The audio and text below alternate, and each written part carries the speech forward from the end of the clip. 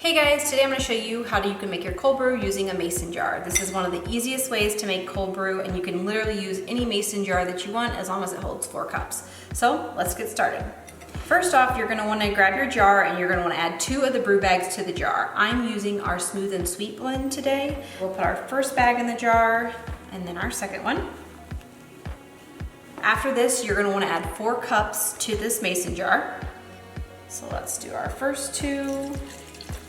1, 2, and we'll add our next 2.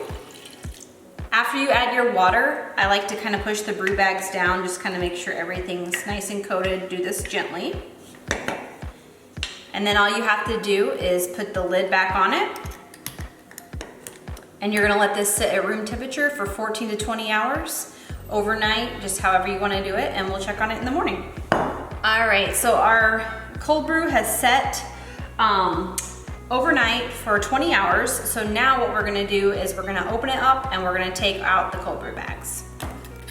When you take out these cold brew bags, you'll kind of wanna do it carefully, like this. All right, now that we've discarded our brew bags, what we're gonna do is we're gonna add 3 cups of water to this since this is our concentrate. So let's add our 3 cups. All right, so we've added our 3 cups of water, so now we can either close this up and leave it on the counter and enjoy it later, or you can go ahead and pour yourself a glass of cold brew. So I'm gonna pour myself a glass of cold brew. A glass with ice, I'm gonna pour some Bizzy in, and we will enjoy.